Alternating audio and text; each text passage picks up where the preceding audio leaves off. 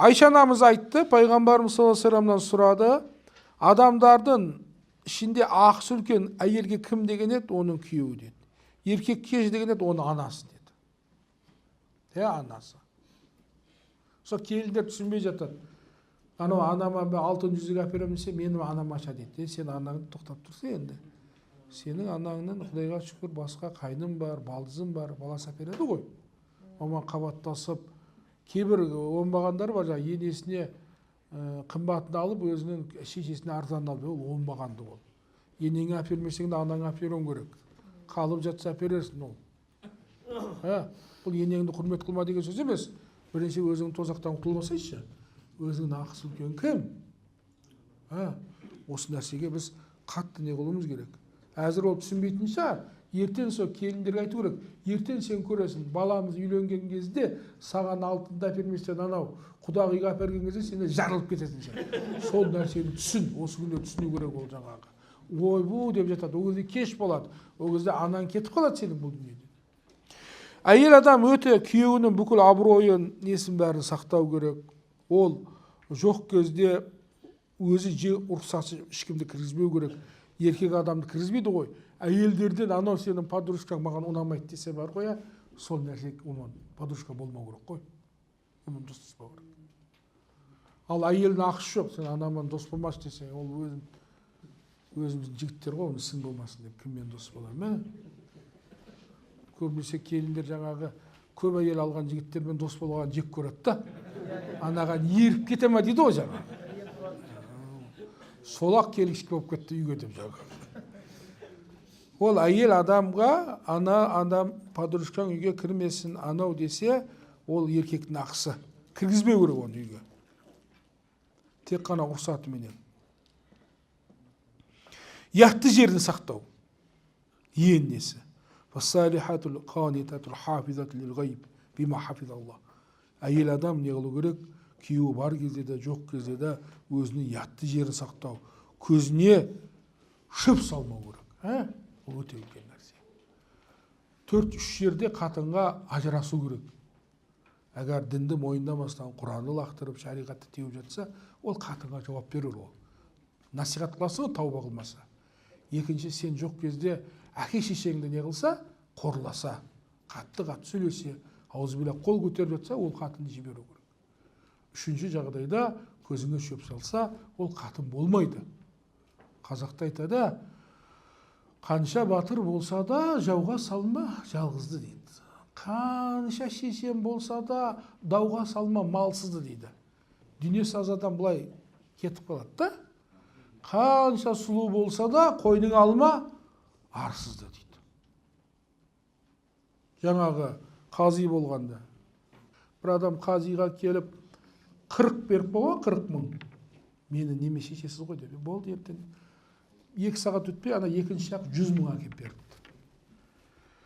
Енді ертең келгеннен кейін сөзді айналдырады ғой енді. Әлбетте 100 мың бергенге қарай тартпай ма? Бұлай тартса, анау қиналып кетіп, қазеке, 40-40 сөйлесең іштесе айтады дейді. 40-40 сөйлейін десе, мынаның 100-нен ұялып тұрмын ғой дейді. Анау астарлап сөйлесе, бұл да астарлап не қылған ғой, жауап берген. Әйелдердің сондықтан малсыз адамды дауға салмау керек. Әйелдердің жақсы, сен қарасаң сені қуантқаның, бұйырсаң саған бойсынғаны, сен жоқ кезде өзін малын сақтаған әйел, ең жақсы әйел. Пайғамбарымыз саллаллаху алейхи вассалам хадисте айтқан, қарасаң қуантса, бұйырсаң айтқаның істесе, сен жоқ кезде өзінің ятын, малыңды қорғаған әйел, бұл ең жақсы нәрсе жаңағы. Еркектің жүрегіне қуаныш кіргізе тұрған жаңағы. Енді өзіміздің кенді біліп алайық жаңағы.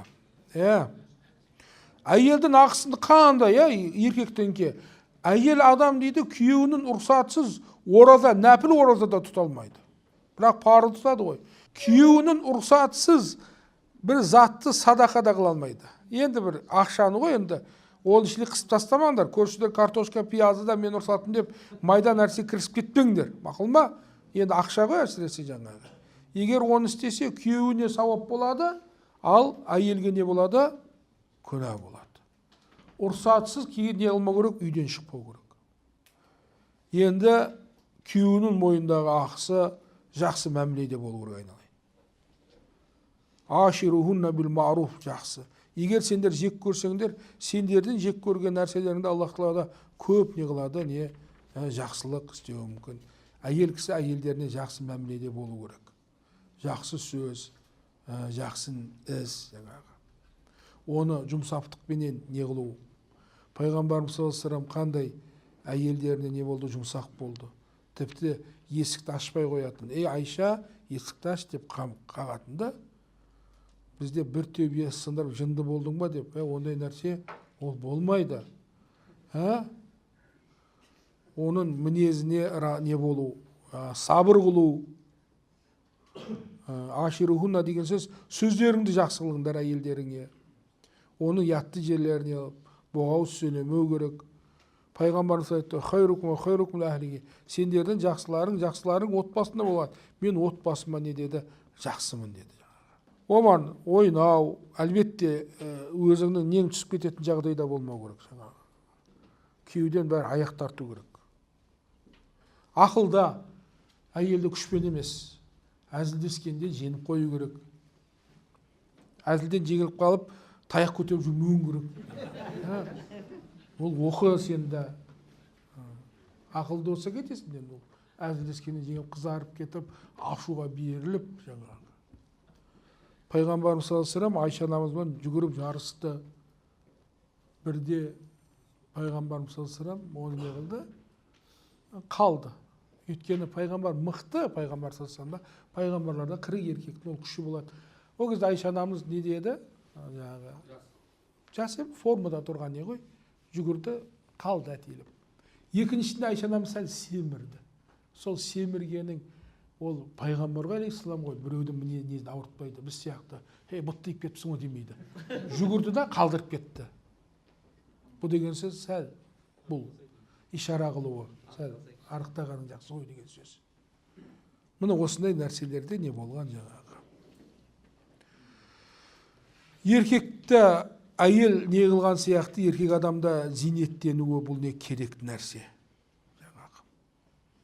Әйелді тек қана жомарт адам құрмет қылады. Оны тек қана оңбаған адам оны қорлайды жаңағы. Қорламау керек. Сендердің имандарың, толықтарың, ол не? Мінездерің жақсыларың. Сендердің жақсыларың әйелдерге жақсылық қылғандарың. Бір ойын бекер дейді. Үш нәрседе жаңағы: мылтық ату, атты суыту, атқа міну, әйелменен ойнау, бұл өздеріне әзілдесу, бұлар несі хаққа. Осы нәрседен болады ұрыс бар ғой айналайын. Құрметті ағалар бар, бауырларымыз бар. Еркек адам 5.000 мен 8.000 арасында сөйлегенде біз шаршайды екенбіз. Сөйлегін келмейді. 5.000 менен 8. Әйел адам 12.000 менен 20.000 арасында сөйлеу керек. Ұрыс осыдан болады. Мерден сабақ бересін, мешіттен сөйлеп, біткен ғой, батері уже қызыл жанып тұр. Үйге кіретті, жайлап шай ішіп, тамақ жеп отырады. Анау бейшара айта бастайды ананы. Үндемей отырады. Содан кейін тоңқылдай бастайды. Немене сен жаңа сөйлесем жауап бермейсің сөзіме. Ода әлі шықпаған жаңағы 12.000, 20.000 шықпаған. Балдармен сөйлескен, Құдай перзент берсе жақсы. Бір күнде, мына бітіп отыр. Сондықтан және қалдыру керек, азым-азым, бәрін сөйлейді. Үйге қонақтар келсе сайрайсың, ал өзіміз қалсақ сөйлемейсің. Осы нәрседен де болады. Олардың жаратылысы өзгеше. Бізде ойлаймыз, бір жігітпен дос болсам, иншалла, бір қарыз бар арада жүрсе, бір Құда қаласа бір көлік әперсем, бір мықты ат мінгізіп қойсам, разы. Сонда разы болып кетемін ғой, ананың бәріне қойшы дейсің ғой. Машалла. Ол әйелді олай ойламау керек. Әйелге жаңағы азмаз бір сауға бергенінің өзі, көлік бергенінің жартысы да сол. Кішігірім нәрсе, көңіл. Әйел сондықтан еркектің жанында жүре береді ол. Негізі қазақтың жігіттің батыр дейміз ғой, қыздары одан батыр да. Ол білмейтін, танымайтын біреудің үйіне кетеді қызда, қызыңда ертең қыздарды ұзатамыз ғой. Оған барып, ол жерде не ал? Сондай жағдайларға жақсылап не қылу керек, көңіл қою керек. қателерін не қылмау керек, ұятты жерін, ұятын бәрін не сақтау керек. Пайғамбар саллаллаху алейхи вассалам ешқашан не қылмаған жаңағы. Пайғамбарымыз саллаллаху алейхи вассалам тамақ нашар болса, оны айыптамаған, ішпей қойған. Бізде үйде тұз қалды ма, ондай нәрсенің бәрі.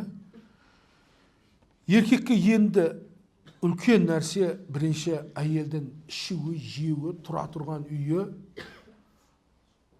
бөгде еркектерден қорғау, ауырып қалса дәрі-дәрмекпен қамтамасыз ету ғой главный нәрсе осы. Пайғамбар саллаллаху алейхи вассалам айтты, Аллах тағала қызғанады, момын адам қызғанады. Алланың қызғануы пенде өзінің харам болған нәрсеге кірсе. Саған ұлыңа айтасың ғой, анеха барма дейсің, өлесің дейсің. Анау үйде ток бұзылып жатса, анаға бала барма дейсің. Балаңды жек көргенің емес, ол жүгіреді.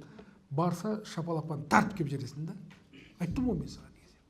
Сол сияқты Аллаху субхану ва тағала да өзінің арақты, құмарды харам қойғанда, ояқа пенде бармам дейді. Бара берсең жазалап жіберуі мүмкін да. Аяғыңды сындырып жіберуі мүмкін.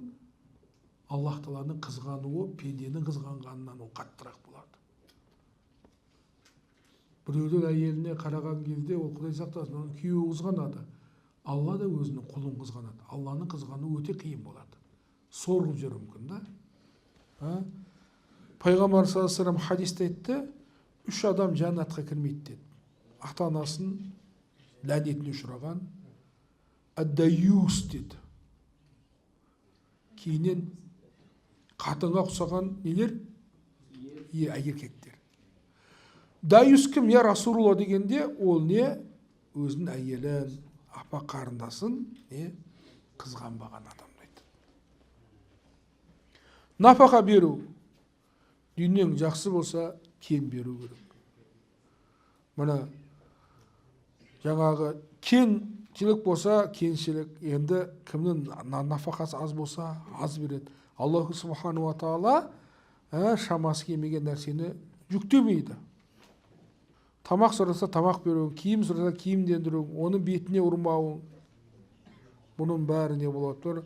Еркектің несіндегі нәрсе, мойындағы нәрсе, еркектің мойындағы нәрсе. Күйеу адам, күйеуі напақаны беру керек.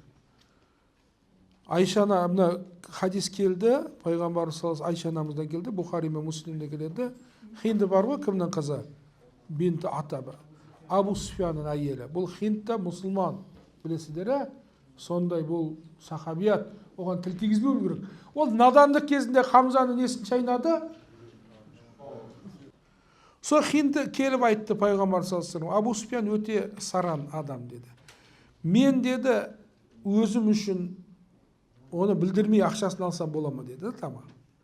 Өзіңе балаға жеткіліктігін ал деді, ал деді, о кісіге ал деді. Сондықтан әйелдерді де не тамақтан, киімнен не қылмау керек, үміт болма, қыспау керек. Бар деп әлбетте бере бермеу керек. Балдарға да жаңағы нан менен суды да тамақ екеніне үйретуіміз керек. Бұл дажал шыққанда Құдай сақтасын, бір үзім нанға да адам не болып кетеді дейді, дінін сатып жібереді дейді. Нан менен суды да не тамақ екенін білдіру керек. Холодильникті толтыра бермеу керек, кейбір кезде босатып та қою керек. Жағдай болып тұрса да, балдарға оны да не қылуымыз керек, үйретуіміз керек. Білесіздер, ерлі зайып бұл өте бір-біріне жақын нәрсе. Хунна либасу лакум ва антум либасу лахунна. Сендер, олар сендерге киім іспеттес, сендер оларға не? Киім іспеттесіңдер. Киім адамның бүкіл ятты жерін жасырған сияқты, әйел да еркектің бүкіл не жерін жасырады жаңағы. Нәпсіңді не қылады, тосады, барлық жаңағы. Ятыңды, абыройыңды. Енді екеуі де орта болған нәрсе, бағағы бірдей көңіл бөлу керек, құрметті бауырларым. Бұл енді шариғатта шәрім жоқ дейді ғой. Төсек қатынасында да оған не көңіл бөлу керек. Шариғатта айтылған қайсы әйелді шақырса, әлбетте ауырмаса, нифас, хайыз болмаса, ол келмесе не дейді? Періштелерді не болады? иля деген нәрсе бар, әлі өтеміз. Жаңағы әйеліңмен ұрысып қалсаң, мен сенімен қосылмаймын деуге 4 айға дейін ақын бар. 4 айға кейін не қылмасаң, Абу Ханифада бірден талақ түседі. Ұрысып қалғанда, сапар қылып кетуде емес. Енді әйелдің мойнындағы болған нәрсе күйеуіне бойсыну керек.